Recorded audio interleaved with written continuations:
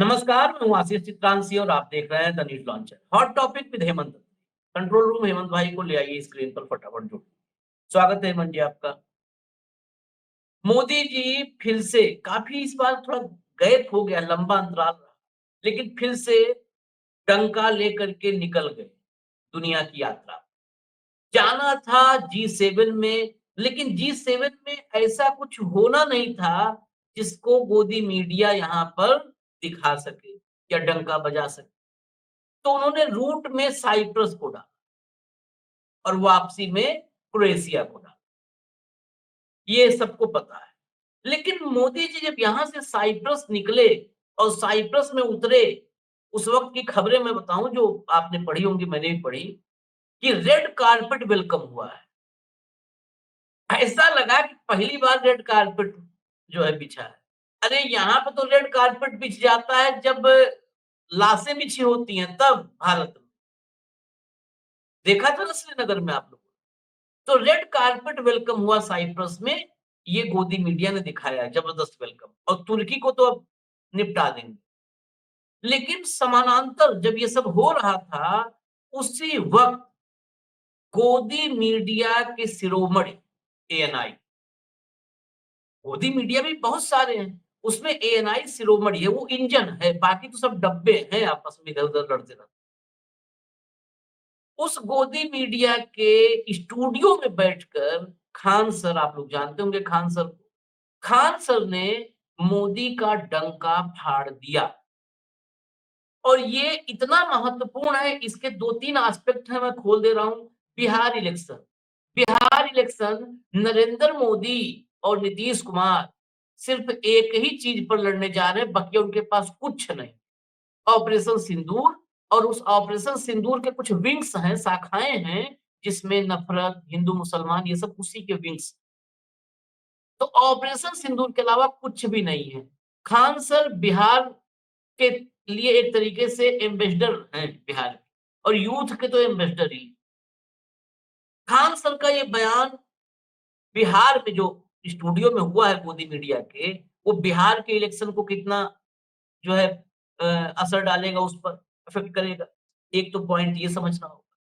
दूसरा, जो पिछले 40 दिन से मोदी जी ने रोड शो और यात्राएं की, एक ऐसा लोकप्रिय व्यक्ति जिसको रोज 10-20-50 लाख लोग देखते हैं, उसने तार्किक रूप से, और जिसके ज्ञान पर, नॉलेज पर यूथ भरोसा करते हैं कि वो टीचर है, पढ़ाता है, उसको फॉरेन पॉलिसी पता है, उसको जियो पॉलिटिक्स पता है, सब पता है, ऐसे व्यक्ति ने जब सवाल उठाया है, तो भक्त तो ना सही, उनको तो किनारे कर, लेकिन पढ़ा लिखा बौद्धिक वर्ग, यूथ, वो तो कम से कम मोदी जी कि उस ऑपरेशन सिंदूर का सच समझ जाएगा। तो यही अगर हम कहें कुल मिलाकर के कि डंका फाड़ दिया, तो कैसे फाड़ा वो हम दिखा देते हैं। जरा लाइए खबरें, लाइए screen. It was wrong, should not have stopped, Khan sir reacts to ceasefire after operation Sindhu. ये अंबानी के चैनल पर लगा है, अंबानी के चैनल की खबरें। आगे लाइए दूसरी खबर। सबसे ज्यादा फोकस अंबानी जी का ही है इस पर। खान सर न्यूज, ऑपरेशन सिंदूर से चीन पाकिस्तान को फायदा, सोशल मीडिया पर खान सर का इंटरव्यू वायरल। ऑपरेशन सिंदूर से किसको? चीन और पाकिस्तान को फायदा। अगला दिखाइए जरा। खान सर ने भारत सरकार के कदम को बेवकूफी भरा बताया। अब भारत सरकार लिखा है, दिक्कत है, थोड़ा सा चैनलों को सावधानी रखनी पड़ती है। सरकार तो मोदी सरकार है, और मोदी सरकार का कदम अगर बेवकूफी भरा है तो फिर बेवकूफ कौन हुआ? ये सब बताएंगे भी हेमंत भाई। अगर भाई जो लिखा है हम तो वही कर रहे हैं, हम अपने तरफ से अगर कुछ बोले तो हमारी गलती। मोदी सरकार अगर बेवकूफी कर रही है तो बेवकूफ कौन हुआ? हेमंत अत्री तो होंगे नहीं, आशीष चित्रांशी तो होंगे नहीं बेवकूफ। तो बताइए हेमंत भाई। बाकी अभी हम डंका साइप्रस वाला है उसको भी लाएंगे, उसके पीछे की भी कहानी। लेकिन पहले ये वाला पार्ट जरा खोलिए, इसी में साइप्रस लाना होगा तो स्क्रीन पर ले आएंगे हम बाकी बात। आशीष जी नमस्कार, आपको सारे दर्शक साथियों को भी। देखिए ये जो होता है ना कि एक तो कोड और ऊपर से खाज, ये कोड में खाज का काम कर दिया है खान सर ने, जो ये कल बातचीत की ना, लेमन की भाषा में जो आम आदमी से सीधी कनेक्ट करती है, तार्किक आधार पर, बिना किसी विद्वेष के, बिना किसी विभाजन के, और जो तर्क के आधार पर जो तथ्य हैं उनको बहुत ही सिलसिलेवार ढंग से जिस तरीके से खान सर ने रखा, वो आपने बिल्कुल ठीक कहा कि बिहार के चुनाव का कथानक कहीं ना कहीं तय करने की कोशिश की है। और इसमें भी कोई शक नहीं है कि जहां तक फैजल खान साहब का संबंध है, वो एक यूथ आइकन है उस पूरे रीजन के अंदर। और वहां नहीं छोड़िए आप, वो केवल वहां बिहार तक उसको सीमित नहीं कर सकते, उसका उत्तर प्रदेश में भी असर होगा। आप मत भूलिए फरवरी 2027 में उत्तर प्रदेश में भी है। तो बेसिकली क्या है कि कांग्रेस पार्टी कुछ कहती है, सपा कुछ कहती है, कोई राजनीतिक दल कहता है, उसके मायने आशीष भाई अलग होते हैं। और जब समाज के अंदर का एक शिक्षाविद जो लोगों से जुड़ा हुआ है वो कोई बात कहता है, ठीक पर्सपेक्टिव में कहता है और तथ्यों को विश्लेषण के साथ खोल के दिखाता है, तो निश्चित तौर पे उसका इम्पैक्ट ज्यादा होता है, खासतौर पे यूथ जनरेशन के अंदर। भारतीय जनता पार्टी को जो 2014 से देश में सफलता मिली, जिसको आप कहेंगे अभूतपूर्व टाइप की तीसरी बार सरकार रिपीट हुई, उसका एक सबसे बड़ा कारण है यूथ के साथ उसका जुड़ाव। यूथ को जिस तरीके से मोदी मोदी के नारे लगवाना, ये करना, 2 करोड़ रोजगार, फला, वट एवर इट इज। अब वो डंका धीरे धीरे फटने की तरफ चल पड़ा था कि भाई कुछ नेट डिलीवरी है नहीं, अब तो 11 साल में पूरे हो गए। तो वैसी सूरत में पॉलिटिशियन कहते हैं कि बहुत आशीष भाई फर्क नहीं पड़ता, लेकिन जब फैजल खान साहब ने ये कहा तो उसके मायने समझिए क्या है। राहुल गांधी ने पिछले पार्लियामेंट सेशन में कहा था कि आपने सबसे बड़ा पाप ये किया, कोट अनकोट पाप ये किया है कि आप चीन और पाकिस्तान को एक साथ आने का मौका दे दिया, जो इतिहास में कभी नहीं हुआ। वो उन्होंने पिछले सेशन में कह दिया था। ये तो मई में हुआ, अभी 7 से 10 मई के बीच में हुआ, और पूरी दुनिया ने देखा जिस तरीके से सैटेलाइट की पूरी एक्सेस दे दी गई पाकिस्तान को, चाइना, अब वो ईरान को भी दी है, कल से ईरान के पास भी वो सैटेलाइट एक्सेस है, चाइना वाली पूरी सैटेलाइट एक्सेस, इलेक्ट्रोमैग्नेटिक जो वारफेयर सिस्टम सारे का सारा पाकिस्तान यूज कर रहा था। उसके अलावा इनकी जो सारी अनटेस्टेड वेपनरी थी वो सारी की सारी यूज होगी, चाहे वो 4th generation 5th generation aircraft है, चाहे उनकी मिसाइलें हैं, क्योंकि रियल टाइम वार में तो कभी हुई नहीं थी ना अभी तक, तो आइडियल कंडीशंस में उनकी टेस्टिंग हुई थी, रियल टाइम वार के सिनेरियो में उनकी टेस्टिंग होगी। तो जो फैजल खान ने कहा वो एक सिलसिलेवार तरीके की प्रस्तुति, जिसको मैं और आप और तमाम साथी जो सोशल मीडिया पे है उसको लगातार पर्सपेक्टिव में रखते आए। उसका एक अपना पर्सपेक्टिव, उस हमारी तो भगत सेना ट्रोलिंग करने लग जाती है, लेकिन फैजल खान के खान होने के बावजूद भी उनकी ट्रोलिंग से पहले ट्रोल्स को 4 बार सोचना पड़ेगा कि कहीं ये बैकफायर ना कर जाए। ये बिहार में भी बैकफायर कर सकता है, ये बंगाल में भी अगले साल बैकफायर कर सकता है, और ये कहीं पर भी बैकफायर कर सकता है, क्योंकि वो तथ्य हैं। और तथ्य क्या है, बहुत साधारण शब्दों में जो उन्होंने कहे कि साहब देखिए पाकिस्तान बहुत बड़े क्राइसिस में था, इमरान खान बनाम शहबाज शरीफ चल रहा था, सेना के प्रति एक अलग तरीके का रोष था पूरे देश के अंदर कि जिस तरीके से उन्होंने इमरान को अंदर डाल दिया, उस सारे को वो अपने न्यूट्रलाइज करके दौड़ खड़े हुए। सारे का सारा देश, जैसे यहाँ तो राष्ट्रवाद हुआ कि नहीं पता नहीं, लेकिन पाकिस्तान में राष्ट्रवाद हो गया।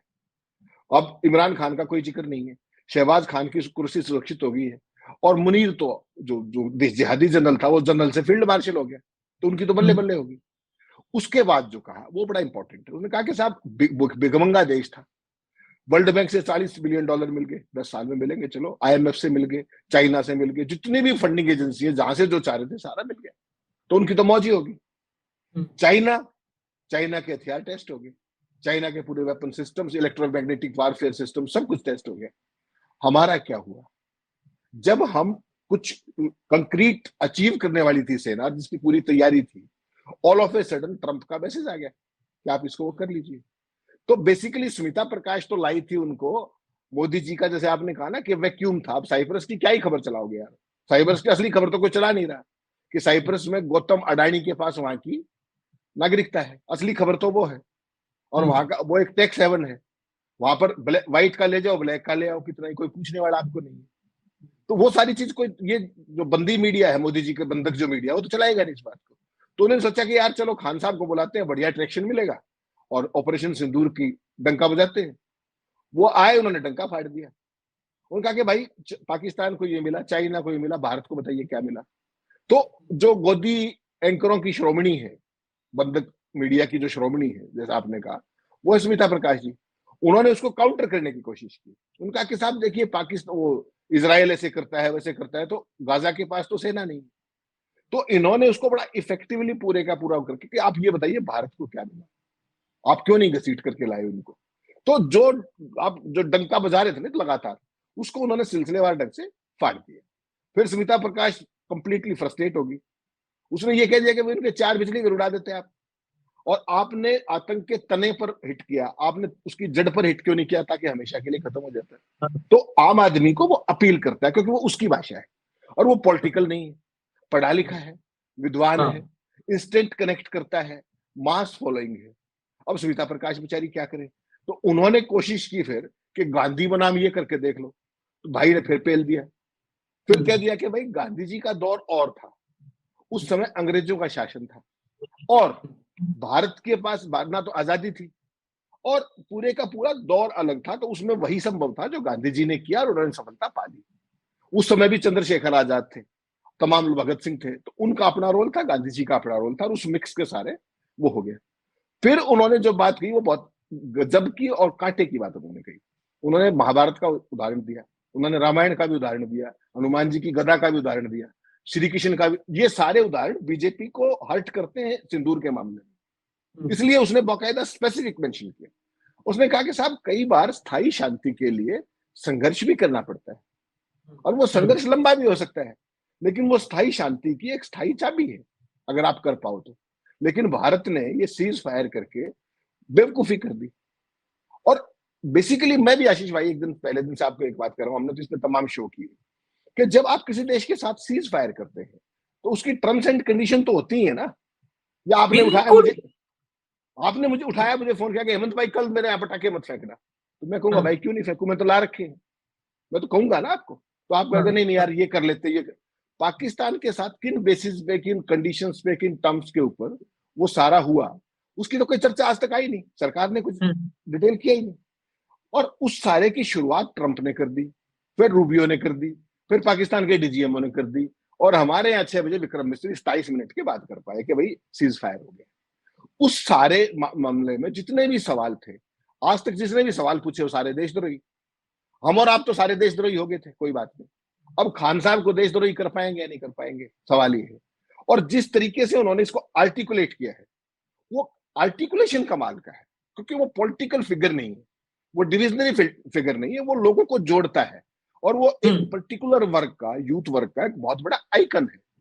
उसकी बात ना केवल बिहार में सुनी जाएगी, बंगाल में भी सुनी जाएगी, उत्तर प्रदेश में भी सुनी जाएगी और इन्हीं स्टेट्स के अंदर चुनाव है नियर फ्यूचर में। तो कुल मिलाकर के उसने जिस तरीके से डंका फाड़ा है मेरिट के साथ, लॉजिक के साथ, तो स्मिता प्रकाश उसको काउंटर नहीं कर पाई, क्योंकि ये जो लोग हैं ना, एक चीज आपको देखनी पड़ेगी आशीष भाई कि ये पेरेटेड स्क्रिप्ट पढ़ते हैं।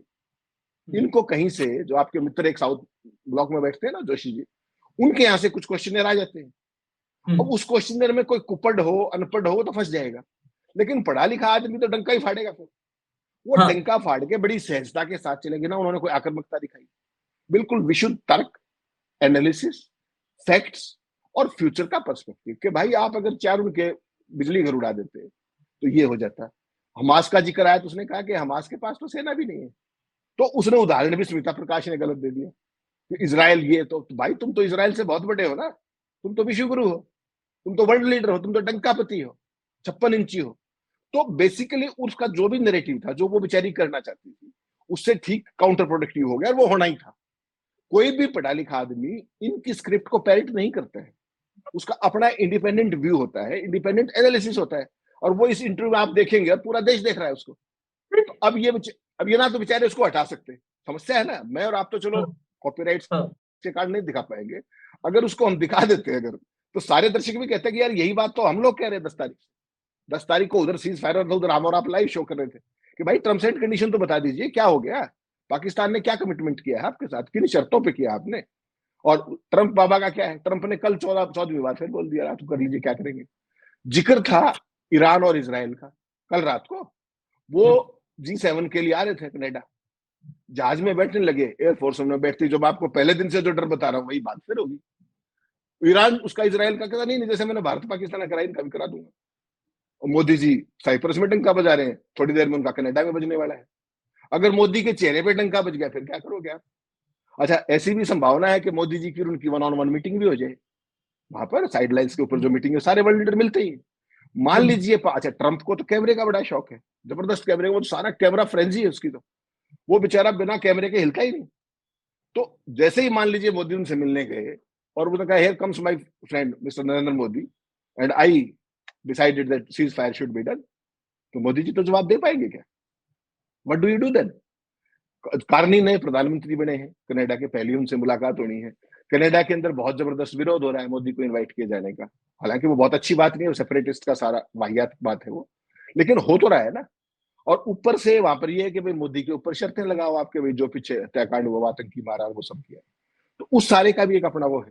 तो कुल मिलाकर के जो अब परिस्थितियां बन रही हैं, साइप्रस में आप गए, वहां गौतम अडानी का क्या है, सारी चीजें जुड़ेंगी, टैक्स सेवन है, कैसे मनी साइफनिंग होती है, कैसे हिडनबर्ग में पूरा जिक्र आया था साइप्रस का, गौतम विनोद अडानी का, वो सारी चीजें अब यहां जाकर के ये है। तो गोदी मीडिया चाहे कितना ही कुछ कर ले, हकीकत ये है कि वहां डंका फाड़ने वाले कई लोग बैठे हैं। अगर वहां के प्रधानमंत्री कार्य ने कुछ कह दिया तो डंका फिट गया, ट्रंप ने मुंह पे कुछ कह दिया तो फिट गया, अलग से प्रेस कॉन्फ्रेंस में कह दिया तो फिट गया। तो समस्याएं कई हैं, और उसको काउंटर नैरेटिव कैसे करोगे, वो एक अपने आप में बड़ी चुनौती है मोदी जी के लिए। भारत का मीडिया तो नहीं दिखाएगा, लेकिन वर्ल्ड मीडिया के अंदर तो आशीष भाई आप समझते हैं कोई चीज रुकती नहीं। कार्नी जो बोलेंगे वो भी आएगा। और वहां उस युद्ध, वहां जो G7 है, एक बात तो आप मान के चलेंगे ना कि सबसे प्रिवेलेंट मुद्दा है ईरान और इसराइल का, और ये सारे के सारे देश इसराइल के पक्ष में खड़े हैं। तो वहां ये सवाल भी आएगा कि क्या प्रधानमंत्री जी ओपन में जो भी प्रस्ताव पास होगा या चर्चा होगी, क्या इसराइल का खुला समर्थन देंगे? वो ये अपने आप में एक करेंगे, बहुत बड़ा वहां पे नहीं हट पाएंगे। देखिए, उन्होंने संकेत दे दिया, एससीओ के प्रस्ताव से खुद को अलग कर लेना ये सामान्य नहीं था। ये भारत को उस ध्रुव में ले जाता है जहां पर बहुत सारे संकट हैं।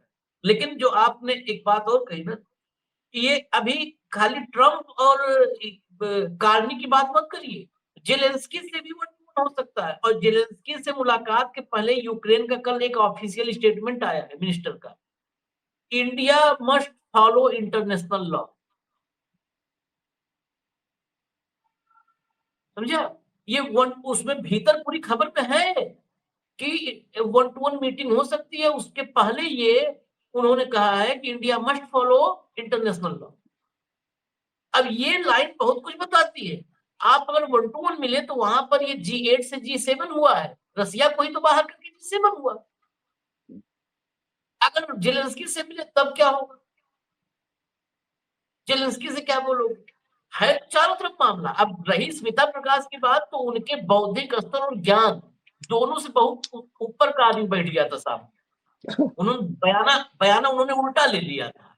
एक मसला और छूट गया अभी, जो इसमें जिसकी चर्चा हम लोगों को करनी चाहिए थी, लेकिन दिक्कत है कि चर्चाएं, कल आपने कहा था ना, सीज फायर पे आप सवाल पूछ नहीं सकते, देशद्रोही हो जाओगे। युद्ध पे सवाल नहीं पूछ सकते तो देशद्रोही हो जाओगे। नुकसान पर नहीं पूछ सकते हो, पुल गिरने पर नहीं पूछ सकते, विमान गिरने पर नहीं पूछ सकते, हेलीकॉप्टर गिरने पर नहीं पूछ सकते, वो सवाल नहीं पूछ सकते। आप सवाल नहीं पूछना है, सवाल से मोदी जी डर, इसीलिए शायद हम लोगों ने भी सवाल कम पूछे होंगे। भारत की चीन ने सब टेस्ट कर लिया, पाकिस्तान को जो चाहिए था उनके देश के भीतर की स्थिति के लिए पॉलिटिकल, वो सब हासिल कर। भारत पर मैं रिवर्स भी देख रहा हूँ निगेटिव, कि उनको तो हासिल हुआ, हमने क्या खोया है। विमान की बात नहीं करूंगा, वो तो यहाँ बताएंगे नहीं। आपको आश्चर्य होगा, कल इस देश के सभी मीडिया हाउस मोदी ने छापा कि राफेल पर झूठ फैलाने वाले पाकिस्तान को फ्रांस की कंपनी राफेल वाली, उसने जो है मुंह तोड़ जवाब दे दिया। अरे बेशर्मो, तुम ये बताओ ना कि तुम्हारे पूरे देश में 143 करोड़ के देश के नेता के मुंह में दही जमी है, वो मुंह तोड़ जवाब दे रहा है, मुंह तोड़ दे रहा है, तुम्हारा मुंह नहीं खुल रहा है। तुम अपने ही आकक बेइज्जती कर रहे हो। अरे हमारा प्लेन क्रैश हुआ, बताओ, गजब। इनकी बुद्धि पर भाई साहब तरस आता है। अगर चंदा मिलवा करके आगरम ट्रीटमेंट करवाना हो तो मैं पहला व्यक्ति हूँ जो चंदा दूंगा इनके। एक बताओ बात, आपके घर में नुकसान हुआ है, आपके घर के भीतर नुकसान हुआ, टूट गया, मान लिया रेफ्रिजरेटर खराब हो गया या मिक्सी टूट गई।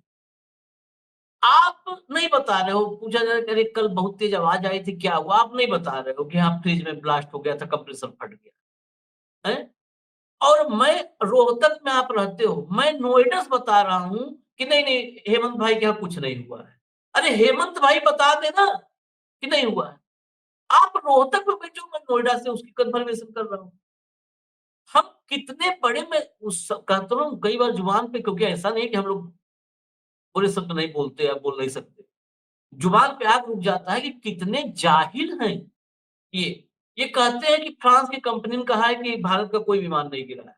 भारत का सीडीएस कह रहा है कि हाँ गिरा है। इनका कहाँ खैर मकदम करें? कोई कोई कोना बताइए, जहाँ इनका खैर मकदम किया जाए। इसी बात पर मैं कह रहा हूँ कि ये तो हासिल वाली बात, नुकसान का पोर्शन जिस पे नहीं चर्चा हो रही है। हम हमारा सारा जो है, जो युद्ध का तंत्र है, चीन के सामने एक्सपोज़ हो गया है। ये पार्ट भी आना चाहिए ना। चीन के सामने एक्सपोज़ नुकसान के मामले में नहीं, परफॉर्मेंस के मामले में कि किसका क्या परफॉर्मेंस है। और यहाँ ये भी मैं नहीं कह रहा हूँ कि उसका लो परफॉर्मेंस या हाई, वो परफॉर्मेंस जिसको एनालाइज़ कर सकता है। बेसिकली डिफेंस लैब्स में ये भी एनालिसिस किया जाता है कि उसका ये है, उसका परफॉर्मेंस ऐसा था, उसके परफॉर्मेंस के लिए आगे अगर हमको तैयारी करनी हो तो हम क्या तैयारी करें? हमारा ब्रह्मोस एक्सपोज़ हो गया, हमारा राफेल एक्सपोज़ हो गया, हमारा मिराज, हमारा सुखोई, सब कुछ तो आया, इसमें इस्तेमाल हुआ।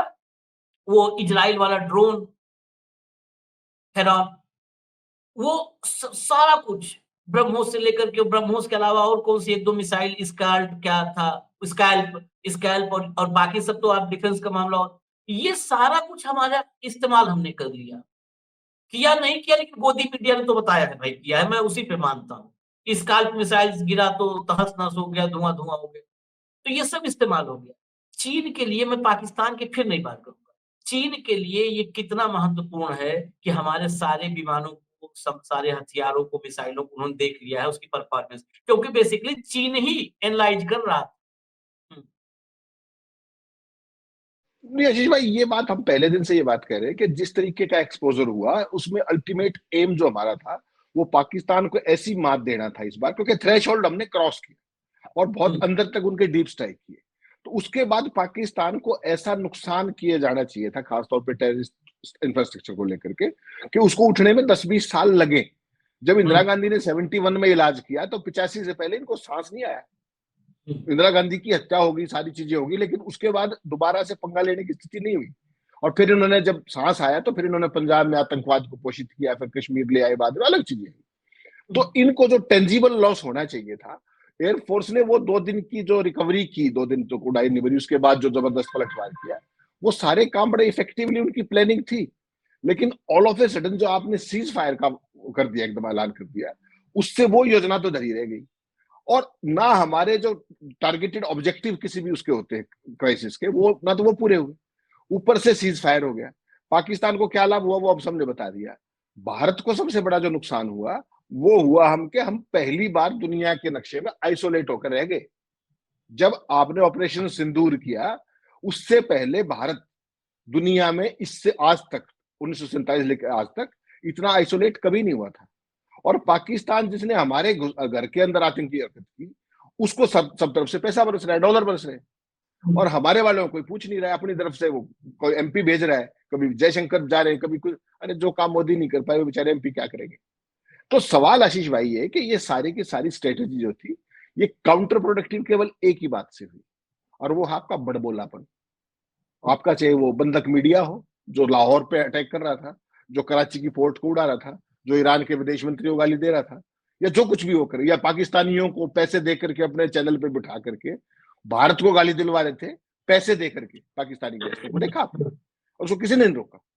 और राष्ट्रवाद का पाठ मुझे आपको पढ़ाया जाता है। तो बेसिकली क्या है कि ये जो बड़बोलापन आपका है, और जो विदेश नीति को आपने एक इंडिविजुअल सेंट्रिक नीति बना दिया, ऑप्टिक्स थिएट्रिक्स, उसके अलावा कुछ नहीं।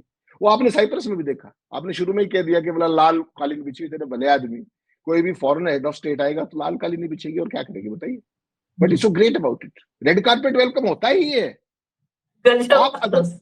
आप अगर सलामी भी लेते हैं जिला मुख्यालय पे जाकर के, वहां भी रेड कारपेट होता है आशीष भाई। जिला मुख्यालय की बात कर रहा हूं, हाँ, या हेड ऑफ स्टेट की बात कर रहे हो आप। तो इनका बौद्धिक दिवालियापन तो देखिए, मैं उस पर अब गुस्सा करना बंद कर दिया। ये रहम के पात्र है। जो ये मोदी जी का बंधक मीडिया है ना, ये रहम का पात्र है। और सुमिता प्रकाश इनकी सबसे बड़ी पूरी की पूरी वो है मुखिया। तो वही सारी फेक की फैक्ट्री को कभी कुछ ट्वीट कर दिया, कभी हटा लिया, फिर ट्वीट कर दिया, हटा लिया, वो सब खेल चलता रहता है। टेस्ट करते रहते हैं कि जी ये झूठी खबर इफेक्ट करेगी नहीं करेगी। फिर वही सवाल आ रहा है जो खान सर से आपने बात शुरू की थी कि अल्टीमेटली 10 मई के बाद से लेके अब तक भारत सरकार, अब तो चलो ये वायु हादसा हो गया, हवाई जहाज का बड़ा दुर्भाग्यपूर्ण, कल हेलीकॉप्टर गिर गया, वहां पे पुल गिर गया पुणे में, तमाम चीजें हैं। उसके बाद अगर पॉलिटिकल नैरेटिव की बात करेंगे तो आपके पास तो दो ही चीजें थी। पहलगाम का आप नाम नहीं ले रहे थे, आप केवल बात किसकी कर रहे थे? ऑपरेशन सिंदूर की। सिंदूर बांटने चले थे घर घर में, वो तारपीड़ो हो गया सारे का सारा। फिर आपने दल से जुलूस, रोड शो, ये सब करने शुरू किए। वो सारी चीज मैं कह रहा हूं, अगर ये ऑपरेशन सिंदूर और पहलगाम ना होता तो बीजेपी क्या करती, बिहार के चुनाव में क्या लेके जाती?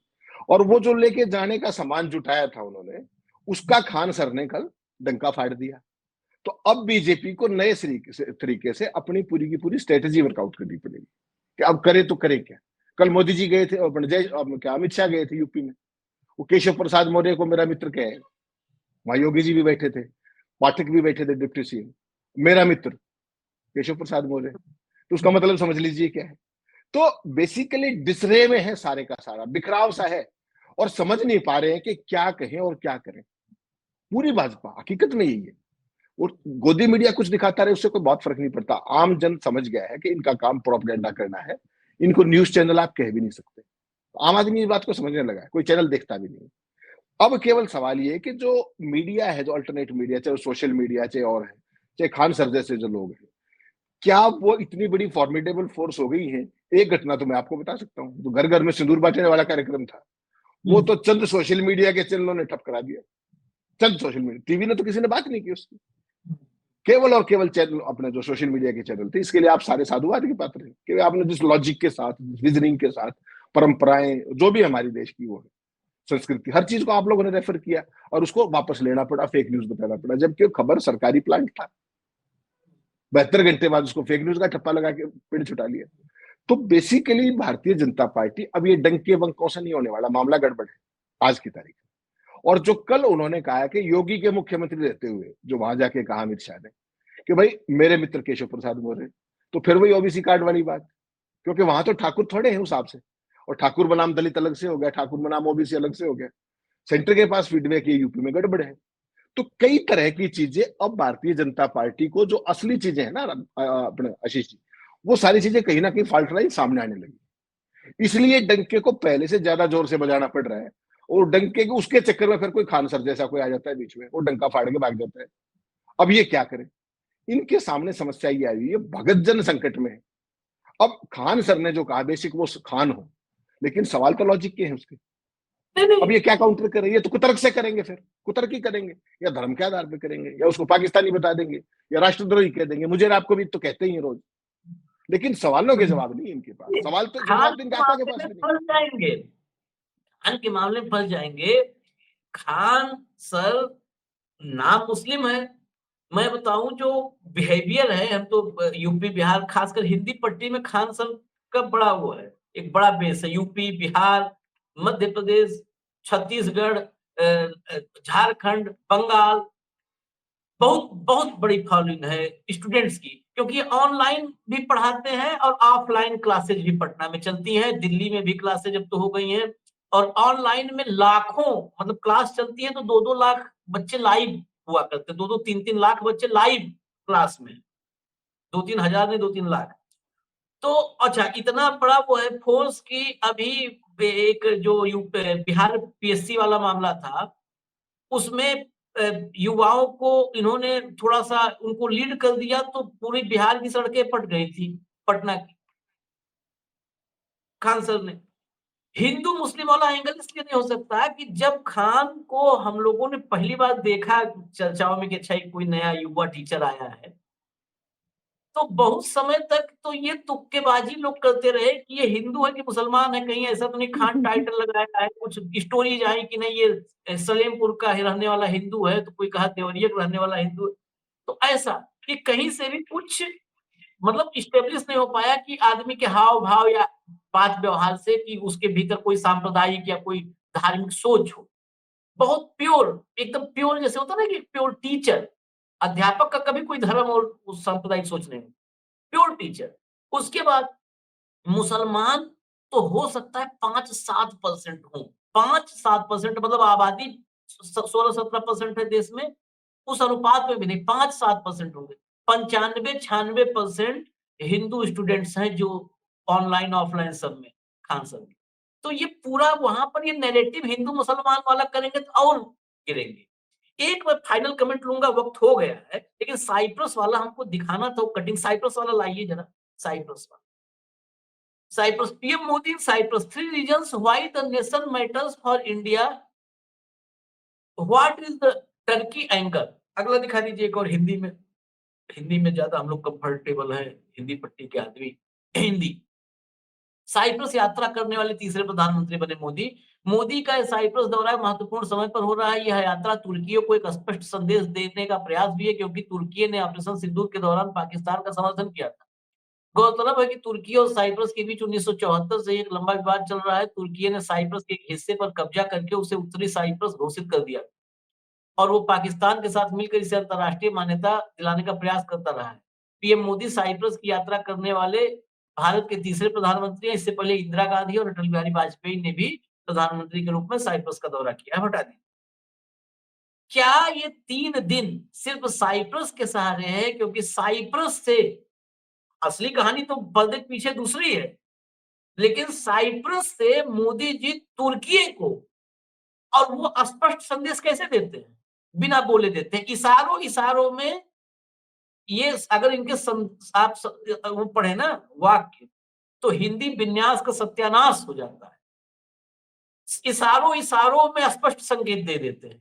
इशारों में स्पष्ट संकेत, ये कितना विरोधाभास है एक ही वाक्य में। इशारों में स्पष्ट संदेश कैसे दिया जाएगा? लेकिन इशारों इशारों में स्पष्ट संदेश देते हैं, कड़ा संदेश देते हैं, नक्शे हटा देते हैं। इस पर एक फाइनल टिप्पणी बस। नहीं अनिल भाई, देखिए आप जाति कर रहे हैं मोदी जी के साथ। मोदी जी हैं डंकापति, तो उनकी तो मौजूदगी मात्र से ही संदेश हो जाते हैं। तुर्की कल से सोया नहीं, तुर्की की नींद उड़ गई है। आप किसी डॉगी चैनल को खोल के देखो ना भाई। आप मेरे से ऐसा सवाल पूछ रहे हो, आप उनसे पूछो, उनको तुर्कियों से, वो जुटे पड़े हैं कल से कि तुर्की की तो नींद उड़ गई है, बदला ले लिया है। पाकिस्तान को जो तुर्की ने ड्रोन दिए थे ऑपरेशन सिंदूर में, वो जैसे ही रेड कारपेट पे पैर पड़े, उसका बदला भी हो गया। आप हाँ। समझिए बात को। अब आपके हिसाब से क्या है, आप उस बंधक मीडिया से ये उम्मीद कर रहे हो कि वो अडानी, जो गौतम अडानी के भाई हैं वहां पर, उनका जिक्र करे क्या? वो उनका कनेक्शन बताए क्या? वो तो बेचारे वही करेंगे, रेड कारपेट, तुर्की की नींद उड़ी, तुर्की को स्पष्ट संदेश दे दिया, और साइप्रस का ये हो गया, वो हो गया। विनोद अडानी का जिस तरीके का साम्राज्य वहां पर है, जिस तरीके से हाईली कनेक्टेड वो हैं, ये चीजें बेमायने नहीं हुआ करती आशीष भाई, कभी बेमायने नहीं हुआ करती। इसमें तुर्की का तो कुछ बिगड़ना बिगड़ना है नहीं, वो आप करते रहिए जो भी, आपको तो राष्ट्रवाद फैलाना है, तुर्की से बदला लेना है, और कईयों का भी इलाज कर, चाइना का इलाज कर देते हैं। तो 4 ऐप बंद करके, केवल 4 ऐप बंद करने से आपको पता है चाइना का इलाज हो जाता है। डिजिटल स्ट्राइक बोलते हैं उसको। ये शब्द देखिए कहां कहां से लाते हैं। उसको छोड़ दीजिए। अब विनोद अडानी का तो खाता खोलने से रहे। हिंडनबर्ग ने जो अपनी रिपोर्ट में विनोद अडानी का साइप्रस का जो नागरिकता, किस तरीके से गोल्डन वीजा उनको मिला 2017 में, किस तरीके से वो रह रहे हैं, रहते दुबई में भी है, पासपोर्ट उनका यहाँ का है। अब वो शोध उनका काम नहीं, वो शोध मेरा और आपका काम है। अगर वो ये भी करने लगे तो फिर अपन बेरोजगार हो जाएंगे। तो वो हमारे रोजगार का भी ध्यान रखे हुए कि भाई सच्चाई बताना तुम्हारा काम है, प्रोपेगेंडा करना हमारा काम है। तो इस डिस्ट्रीब्यूशन, वर्क डिस्ट्रीब्यूशन को समझ लेना चाहिए दर्शकों को भी, और हमें तो समझना पड़ेगा ही। मोदी जी का डंक का काम बजाना उनका है, सीधे देश की जनता से जुड़े, देश के हितों से जुड़े सवाल पूछने का काम हमारा है। जवाब ना देने का सर्वाधिकार, सुरक्षित अधिकार मोदी जी का है, उनकी सरकार का है, उनके सारे कैबिनेट का है, उनकी भक्त मंडली का है, उनकी पार्टी का है। लेकिन इसका मतलब ये नहीं कि हम सवाल पूछना बंद कर दें। हम देश से जुड़े हुए हर सवाल को इसी शिद्दत के साथ, to the best of our efforts and knowledge, हम उठाते रहेंगे। बाकी दर्शक साथियों को जो तय करना है वो करें, उनकी स्वीट विल है। बिल्कुल, बिल्कुल। बस मुझे तो आखिर में एक ही लाइन कहना है कि कोठियाँ, बड़ी-बड़ी कोठियाँ कइयों लोगों को होती हैं, तो वहाँ केयर टेकर रखे जाते हैं। लेकिन आदमी बीच-बीच में 2-4 साल पे जाके देखता है कि कभी यहाँ रहने आना पड़ा तो हालत कैसी है कोठी, क्या मेंटेन है कि नहीं? बस, इसके आगे मैं कुछ नहीं कहूँगा। इजाज़त दीजिए, कल फिर आएँगे हॉट टॉपिक विद हेमंत अत्री। हेमंत भाई साथ होंगे और यही वक़्त होगा दोपहर का। इजाज़त दीजिए। नमस्कार।